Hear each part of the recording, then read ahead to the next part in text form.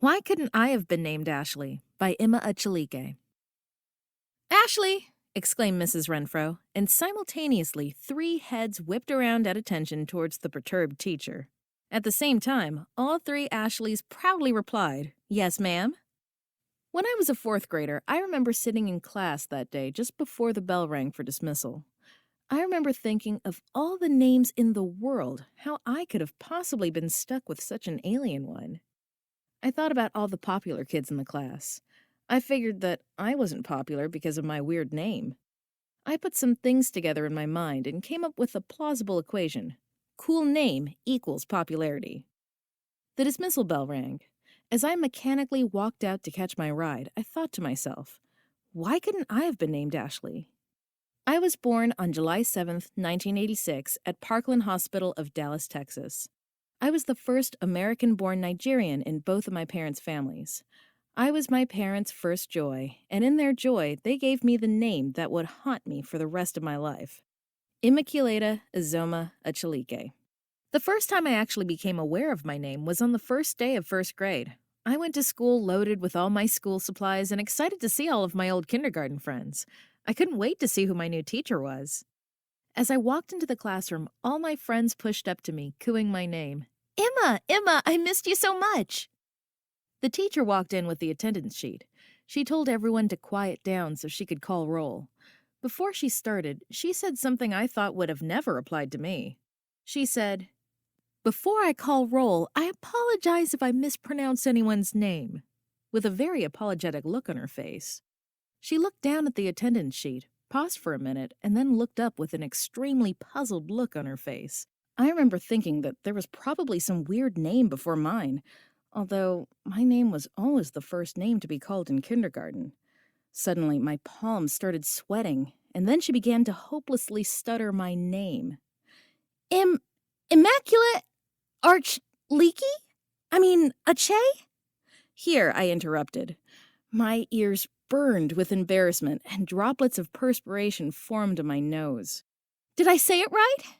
she said with the same apologetic look on her face. Before I responded, the laughs that the other kids in class had been holding back suddenly exploded like a volatile vial of nitroglycerin into peals of laughter.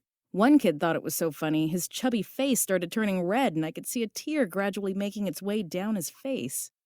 I found myself wishing I could sink into the ground and never come back. I hated being the laughingstock. I never really recovered from the shock of that day.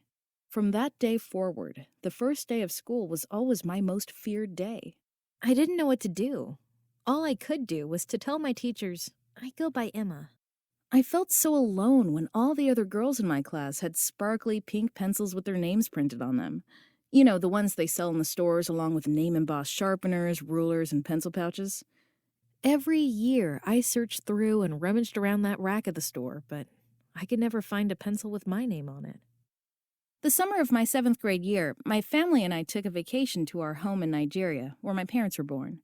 My cousin and I were playing cards, talking girl talk, and relating our most embarrassing moments. Each tried to see whose story could top whose. I told one story of how I wet the bed at a sleepover, and she told me how she had farted in class during a test. That was a hoot. Then I told her the story of how I was laughed at because of my weird name. I thought it was pretty funny, but she didn't laugh. She had the most serious look on her face. Then she asked me, "Immaculata Izoma Achilike, do you know what your name means?" I shook my head at her, and that's when she started laughing. I thought she was making fun of me, and as I started to leave, she said, "Immaculata means purity. Izoma means the good road. And..." Having heard her words, I stopped walking away and turned around in amazement. "What does Achilike mean?" I asked. After a long pause, she calmly said, "Achilike means to rule without force."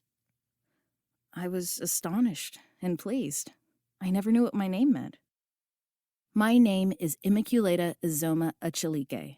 I am the daughter of first-generation Nigerian immigrants.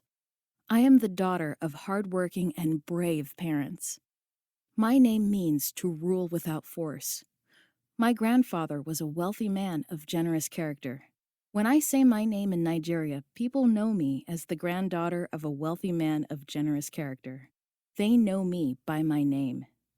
There, my name is not embossed on any pencil or vanity plate. It is etched in the minds of the people. My name is Immaculata Izoma Achilike.